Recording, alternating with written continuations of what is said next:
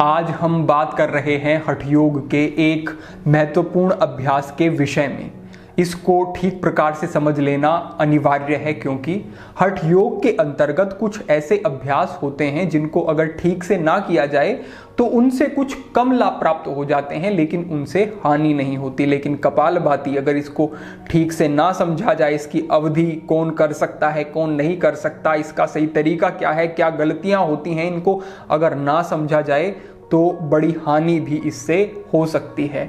इसको हम आज पूर्ण विस्तार से समझेंगे और ये भी देखेंगे कि बंधुओं के साथ कपालभाति का कैसे प्रयोग करने का विधान है। आप ये भी समझ लें, ये प्रश्न हमें काफी मिलता है कि ये प्राणायाम है या फिर ये एक क्रिया है। तो हठ योग के प्रमुख ग्रंथों में ये स्पष्ट रूप से कहा गया है कि धोती वस्ति स्थिता नेतिर्लोल की त्राटक तथा कपालभातिश्चौतानि षटकर्माणि समाचरित, कि जो ये षटकर्म के अभ्यास हैं धोती नेति नौली आदि, उनमें ही एक अभ्यास जो सम्मिलित किया गया है वो कपालभाति का अभ्यास है। घेरंड संहिता के अंतर्गत कपालभाति की 3 अलग अलग विधियां मिलती हैं, जिनमें से वातक्रम, व्युत्क्रम और शीतक्रम कपालभाति। लेकिन हठ योग प्रदीपिका के अंतर्गत जो विधि बताई गई है वही विधि सामान्यतः प्रचलित है और उसके विषय में ही आज हम मार्गदर्शन कर रहे हैं। भविष्य में जो इसके अलग 3 प्रकार बताए गए हैं घेरंड संहिता में महर्षि घेरंड के द्वारा, उन पर भी मार्गदर्शन होगा। तो आगे बढ़ते हैं और समझते हैं कि ये क्यों आवश्यक हो जाता है और इसका कार्य क्या होता है। तो कपालभाति क्योंकि इसके नाम से ही परिलक्षित होता है, कपाल हमारे जो कपाल का क्षेत्र होता है, भाति यानी कि उस पर चमक आती है और उसका शोधन होता है। और मात्र स्थूल स्तर पर ही नहीं, आप देखें अगर एक व्यक्ति निरंतर कपालभाति का अभ्यास करता है तो उसके मस्तिष्क की क्षमताओं पर कोई बड़ी ही चिंता तनाव में ऐसी स्थितियों में बहुत ज्यादा घिरा रहता है, उसके लिए भी ये बड़ा सुंदर कार्य कर सकता है। व्यक्ति के मानसिक और शारीरिक जो स्थितियां हैं उनका शोधन करके उसे एक मजबूत अवस्था में पहुंचाने वाला ये अभ्यास है। साथ ही साथ ये भी समझ लें कि ये हमारे शरीर से गंदगी को बाहर निकालता है। जो हम भोजन आज के समय में ग्रहण करते हैं, जो हम प्रदूषित वायु हमारे शरीर में निरंतर जाती रहती है, फैक्ट्रियां और इतना सारा ट्रैफिक इसकी वजह से, और शहरों में रहने वाले व्यक्ति विशेष रूप से प्रभावित हैं, तो आप समझ लें जो विषाक्तता शरीर में जाती है उसे बाहर निकालने का कार्य जो है ये कपालभाति करता है। क्योंकि जो हमारे शरीर में निरंतर चलने वाली श्वसन की प्रक्रिया है यही डिटॉक्सिफिकेशन का सबसे बड़ा एक प्रोसेस है जो निरंतर शरीर में चलता रहता है। अगर विषाक्त वायु बाहर ना निकले और हमारे शरीर को शुद्ध वायु ना मिले तो कोशिकाएं मरनी शुरू हो जाएंगी। थोड़ी ही देर में हमारा मस्तिष्क काम करना बंद कर देगा, पूरा शरीर शिथिल हो जाएगा। तो सबसे बड़ा डिटॉक्सिफिकेशन जो है आवश्यकता है शरीर की, वो ये प्राण ही है। और इस प्राण के ऊपर कार्य करके ही कपालभाति क्रिया के अंतर्गत हम अपने शरीर को साफ करते हैं। तो इसका अभ्यास विशेष उपयोगी हो जाता है और इसे प्राणायाम की तरह इसलिए भी आज के समय में देखा गया क्योंकि व्यक्ति के शरीर में विषाक्त तत्व गंदगी बहुत अधिक जमा होती गई और प्राणायाम के रूप में इसको प्रतिदिन करने का संकेत किया गया अभ्यासियों के द्वारा। अन्यथा षटकर्मों के अभ्यास प्रतिदिन करने के लिए नहीं होते, लेकिन फिर भी इसको प्रतिदिन किया जाता है तो वो आज की आवश्यकता के अनुरूप समझते हुए किया जाता है। इस अभ्यास से विशेष लाभ हमने जो कहा, आपके चेहरे पर चमक आएगी, आपके मस्तिष्क की क्षमताएं बढ़ेगी, आपके विचारों पर आपका नियंत्रण होगा, पाचन की किसी को समस्या है अच्छा होगा, जठराग्नि इससे प्रदीप्त होगी, जिसको कब्ज की समस्या रहती है उसके लिए भी अच्छा है। पूरे शरीर में रक्त का संचार अच्छा होगा, जिसके कारण शरीर के सभी अंगों पर प्रत्यक्ष या फिर परोक्ष रूप से इसके प्रभाव देखे गए हैं। तो आगे बढ़ते हुए हम समझते हैं कि क्या क्या गलतियां होती हैं और किस तरीके से इनको ठीक करते हुए अभ्यास को करना है। हम इस विधि को अलग अलग खंडों में बांट लेते हैं। सबसे पहले बात करते हैं, आपके चेहरे की स्थितियां ठीक होनी चाहिए। नासिका को सिकोड़कर अभ्यास नहीं करना है। हमने अनेक व्यक्तियों को देखा है कि जब सांस को वो बाहर छोड़ रहे होते हैं कपालभाति में तो नासिका को सिकोड़ते हैं। शायद उन्हें ऐसा लगता है कि जब आवाज के साथ सांस बाहर जाएगा तो अभ्यास ठीक हो रहा है, लेकिन ऐसा बिल्कुल भी नहीं होता। आप सहज सांस को बाहर छोड़ें, नासिका सिकोड़नी नहीं है। कई बार देखने में आता है कि इस प्रकार से अभ्यास करते हैं। तो जितनी बार ये होता है ये यहां से नासिका को सिकोड़कर अभ्यास करने का व्यक्ति प्रयत्न करता है तो ये गलत हो जाता है। इसके साथ साथ ध्यान रखना होता है कि कंधे आपके आगे की तरफ नहीं होने चाहिए। कंधे अगर आगे की तरफ हैं तो आपके जो लंग्स हैं उनको एक्सपेंड होने के लिए सही से स्थान नहीं मिलता, और प्राणायाम में ये ध्यान रखना होता है कि कंधे हमेशा आपके पीछे की तरफ रहने चाहिए। कई बार हमने ऐसा अनुभव किया है कि व्यक्ति जब ज्ञान मुद्रा, चिन्ह मुद्रा आदि बनाता है और हाथों को रखता है तो उनको इस तरीके से हाथों को रखता है, यानी कि हाथों को वो पूरा आगे खींच के घुटनों के ऊपर रख रहा है। इससे क्या हो रहा है, आप देखें कि यहां स्वाभाविक ही कंधे जो है हमारे आगे की तरफ हो चुके हैं, आगे की तरफ घूम चुके हैं। तो इनको पीछे की तरफ रखने के लिए आपको थोड़ा सा सहज रखना पड़ेगा अपने हाथों को, और जब आप हाथों की स्थिति में थोड़ा सा बदलाव करेंगे, थोड़ा पीछे हाथों को लाएंगे तो सहज देखेंगे कि कंधे अब आपके सामान्य स्थिति में हैं। इनको थोड़ा और पीछे करके रखें। तो अब जब आप सांस की गति आपकी बनेगी, सांस की प्रक्रिया होगी, तो आपके लंग्स को एक्सपेंड होने के लिए एक अच्छा स्थान मिलेगा। कोई भी प्राणायाम कर रहे हैं तो ध्यान रखें हाथों को तान के नहीं, थोड़ा ढीला छोड़ के इस प्रकार से घुटनों के ऊपर रखना होता है। तो पहले बताया चेहरे का, दूसरा बताया कंधों का ध्यान रखना होगा, और तीसरी जो विशेष बात हो जाती है, क्योंकि ये जो पूरी प्रक्रियाएं प्राणायाम की होती हैं, आपकी कमर के ऊपर इनका बड़ा प्रभाव होता है, क्योंकि यहीं पर आपकी नाड़ियां हैं, यहीं पर आपके चक्र हैं, यहीं से ऊर्जा का गमन होता है और यहीं से आपका मस्तिष्क आपके शरीर से जुड़ता है। और प्राणायाम को मन पर नियंत्रण करने वाला एक अभ्यास कहा गया है, तो मन पर नियंत्रण के लिए भी शरीर की स्थिति का ठीक होना जरूरी है, क्योंकि शरीर के माध्यम से मन को नियंत्रित करना है। तो कैसे, कमर को बिल्कुल सीधा रखना, इस प्रकार से आप बैठे, थोड़ा सा कंधों को पीछे रखा, और जैसे कंधे पीछे रखेंगे तो थोड़ी कमर सीधी हो जाएगी, और कुछ प्रयास पूर्वक सीधी रखते हुए सामने देखते हुए इस प्रकार से सहज बैठना है। तो कमर कभी भी मोड़ के अभ्यास आपको नहीं करना है।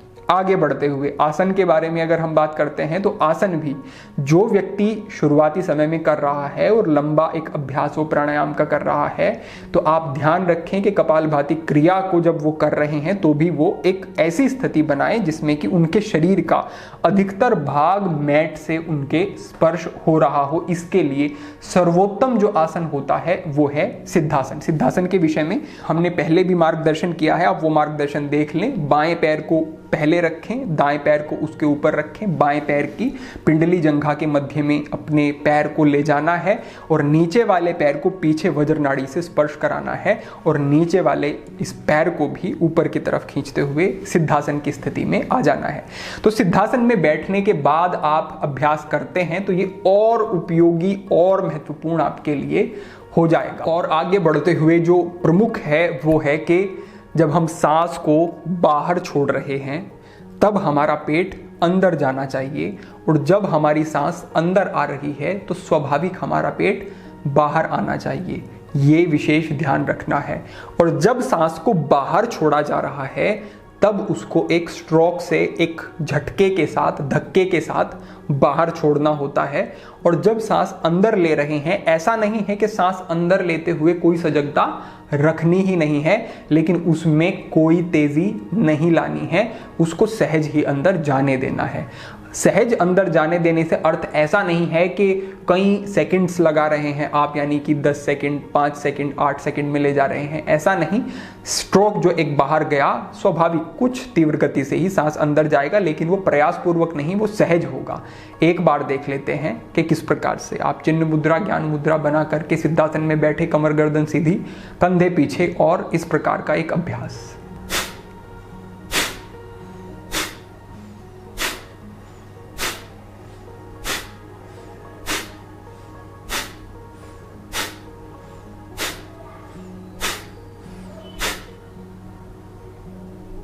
कुछ समय तक ये अभ्यास करने के बाद सहज बीच में रुक के गहरी लंबी सांस अंदर बाहर आपको करना होता है।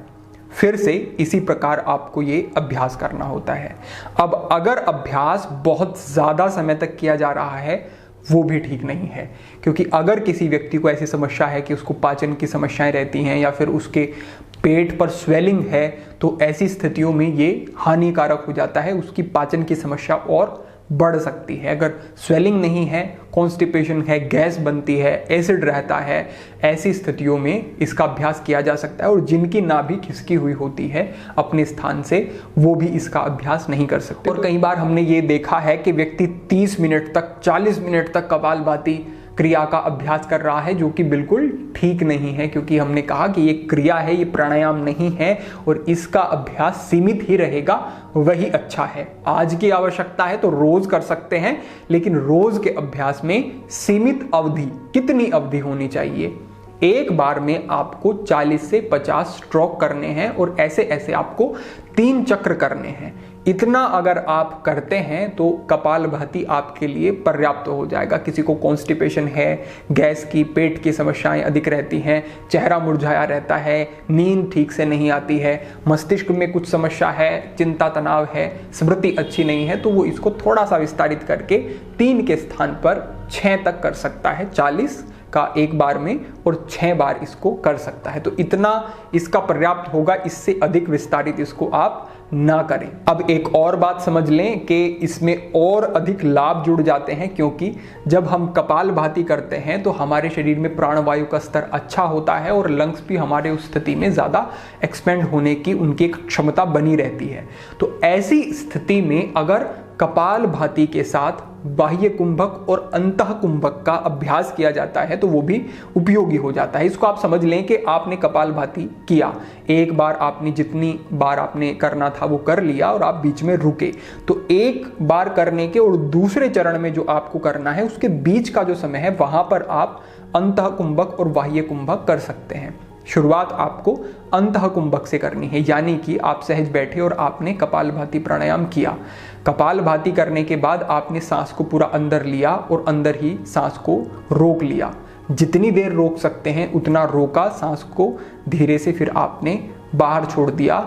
फिर अब आपने 3, 4, 5 गहरी सांस ली और आप दूसरे चरण की तरफ बढ़े। फिर से आपने किया, फिर से वही, फिर से सांस को अंदर लिया, रोका, जितनी देर रोक सकते हैं, सांस बाहर छोड़ा, 3, 4, 5, 10 गहरे लंबे सांस लिए और फिर से अगले चरण की तरफ बढ़े। तो ये इसका एक अभ्यास हो जाता है जो अंतः कुंभक और बाह्य कुंभक के साथ किया जाता है। अंतः कुंभक में परिपक्वता होने के बाद बाह्य कुंभक के साथ भी अभ्यास इसका आप कर सकते हैं। तो ये कुछ सजगताएं हैं, ये कुछ चीज़ें हैं जिनका ध्यान आपको रखना होगा। साथ ही साथ मासिक धर्म में जिन भी महिलाओं को होते हैं, बहनों को होते हैं, उनको, साथ ही साथ जो प्रेग्नेंट लेडीज़ हैं उनको भी ये अभ्यास बिल्कुल नहीं करना होता। माइग्रेन किसी को है तो बहुत अधिक समय तक नहीं करना है। मिर्गी का जो दौरे पड़ते हैं जिन व्यक्तियों को, उनको नहीं करना है। किसी को अल्सर है, पेट में हर्निया है या हर्निया की सर्जरी हुई है या और भी कोई सर्जरी हुई है पेट की, नहीं करना होता है। अगर बैक पेन है, किसी को सीवियर बैक पेन है, तो उसको भी नहीं करना है, सावधानी पूर्वक करना है, क्योंकि उससे जब स्ट्रोक लगते हैं तो आपकी बैक पेन का जो ये समस्या है ये बढ़ सकती है। तो केवल इतना ध्यान रखना है, इन स्थितियों में नहीं करना है, अन्यथा सुरक्षित अभ्यास है, अवश्य कर सकते हैं, महत्वपूर्ण अभ्यास है, हितकर उपयोगी है। तो आप अपने अभ्यास में ये सारे संशोधन करते हुए, जहां गलतियां आपको लगती हैं उनको सुधारते हुए अभ्यास करेंगे तो कुछ ही समय में अच्छे लाभ होंगे, आप अनुभव कर सकेंगे। आज के लिए हमारा आपके लिए यही एक मार्गदर्शन था, संकेत था। अपेक्षा है आपको ये ठीक प्रकार से समझ आया होगा। अगर आपको हठ योग से संबंधित और विस्तृत जानकारी या फिर आपके कोई प्रश्न है आपके मन में, तो आप योगी वरुणानंद ऐप पर जुड़ सकते हैं। वहां पर आप हठ योग से भी जुड़ सकते हैं और अपने प्रश्न रख सकते हैं। हम जितना संभव होगा समय के अनुरूप मार्गदर्शन करने का प्रयास करेंगे। तो आज के लिए आपके लिए हमारा यही मार्गदर्शन था। भविष्य में अन्य महत्वपूर्ण विषयों पर मार्गदर्शन होता रहेगा। सभी के लिए प्रार्थना, सभी के लिए मंगल कामना। आज के लिए इतना ही। ओम नमः शिवाय।